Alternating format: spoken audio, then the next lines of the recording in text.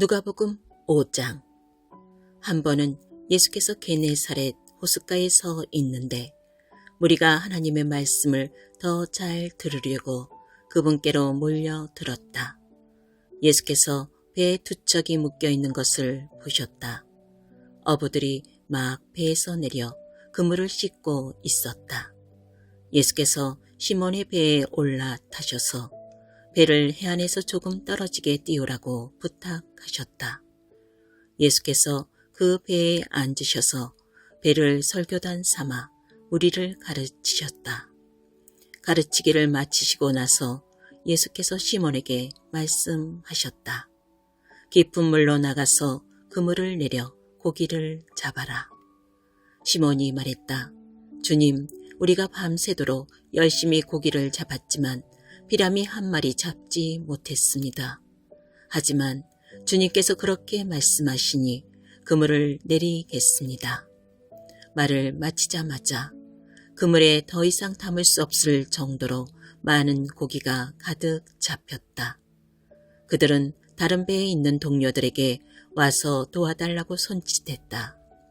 두 배에 고기가 가득 차서 배가 가라앉을 지경이었다. 이것을 본 시몬 베드로가 예수 앞에 무릎을 꿇었다. 주님, 떠나 주십시오.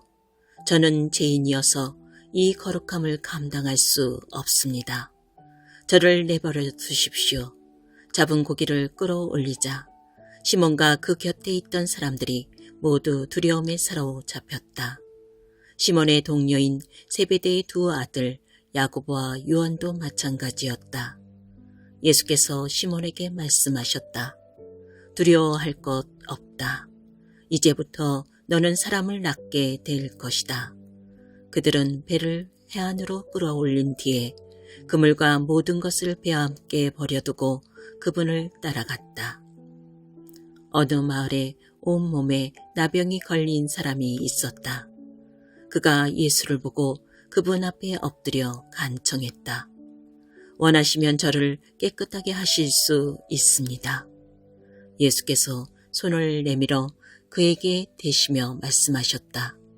내가 원한다. 깨끗하게 되어라. 그러자 즉시 그의 살갗이 보드러워지고 나병이 깨끗이 사라졌다. 예수께서 그에게 말씀하셨다. 온 동네에 말하고 다니지 마라.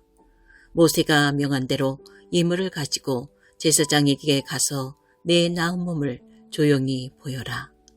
내 말이 아니라 깨끗해져서 순종하는 내 삶이 내가 한 일을 증거할 것이다. 그러나 그 사람은 그 일을 자기 혼자에게만 담아둘 수 없었다. 소문이 곧 퍼져 나갔다. 어느새 큰 무리가 말씀도 듣고 병도 고치려고 모여들었다.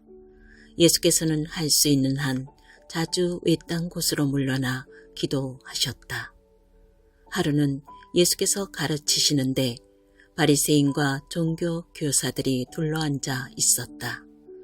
그들은 갈릴리와 유대의 모든 마을과 멀리 예루살렘에서 온 사람들이었다. 하나님의 치유 능력이 예수께 임했다. 사람들이 중풍병자 한 사람을 들것에 실어서 데려왔다. 그들은 집 안으로 들어가 예수 앞에 그를 데려다 놓을 방법을 찾고 있었다. 무리 때문에 길을 찾을 수 없자 그들은 지붕으로 올라가 기와장을 뜯어내고 무리 가운데 계신 예수 바로 앞에 그 사람을 달아 내렸다. 그들의 담대한 믿음에 감동하신 예수께서 말씀하셨다. 친구여, 내가 네 죄를 용서한다. 그러자 종교학자와 바리새인들이 웅성대기 시작했다. 저 사람은 자기를 누구라고 생각하는 것인가? 저것은 신성 모독이다. 오직 하나님만이 죄를 용서하실 수 있다. 예수께서 그들의 생각을 정확히 아시고 말씀하셨다. 왜 이리 수근수근 말이 많으냐? 내가 네 죄를 용서한다고 말하는 것과 일어나 걸어가라고 말하는 것 중에 어느 쪽이 더 쉽겠느냐? 내가 인자인 것과 내가 어느 쪽이든 행할 권한이 있다는 것을 분명히 보여주겠다. 예수께서 중풍병자에게 직접 말씀하셨다. 일어나거라. 내 자리를 들고 집으로 가거라. 그 사람은 한순간도 지체하지 않고 그대로 했다. 일어나 담요를 들고서 하나님께 영광을 돌리며 집으로 갔다. 사람들은 도무지 믿기지 않아 자신들의 눈을 비볐다. 그리고 나서 그들도 하나님께 영광을 돌렸다. 그들이 두려움에 차서 말했다. 우리 평생에 이런 일은 처음 본다. 이 일 후에 예수께서 밖으로 나가서 레위라는 사람이 자기 일터에서 세금을 걷고 있는 것을 보셨다. 예수께서 말씀하셨다. 나와 함께 가자. 그는 예수를 따라갔다. 모든 것을 버려두고 그분과 동행한 것이다. 레위는 예수를 위해 자기 집에서 성대한 저녁 식사를 베풀었다. 세금 징수원들과 그 밖에도 평판이 좋지 않은 인물들이 저녁 식사 손님으로 와 있었다. 바리새인과 종교학자들이 속이 잔뜩 뒤틀려서 그분의 제자들에게 다가왔다. 당신의 선생이 사기꾼과 죄인들과 함께 먹고 마시다니 이게 대체 어찌된 일이오?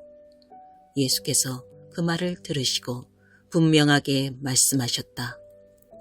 의사가 필요한 사람이 누구냐? 건강한 사람이냐? 병든 사람이냐?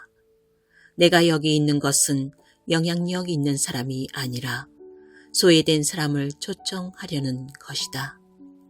변화된 삶, 곧 안과 밖이 모두 변화된 삶으로 그들을 초청하려는 것이다.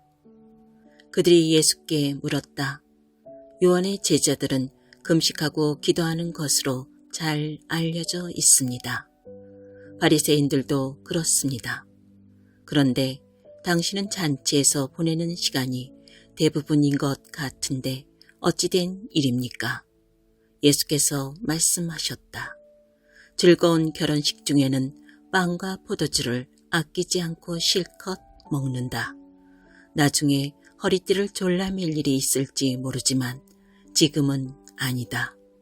신랑 신부와 함께 있는 동안에는 즐겁게 보내는 법이다. 금식은 신랑이 가고 없을 때 시작해도 된다. 정겨운 축하의 모닥불에 찬물을 끼얹는 사람은 없다. 하나님 나라가 임한다는 것은 바로 이런 것이다. 멀쩡한 스카프를 잘라서 낡은 작업복에 대고 깁는 사람은 없다. 서로 어울리는 천을 찾게 마련이다. 낡고 금이 간 병에는 포도주를 담지 않는 법이다. 새로 담근 포도주는 단단하고 깨끗한 병에 담는다. 그리고 잘 묵은 고급 포도주를 맛본 사람은 덜 묵은 포도주를 찾지 않는다.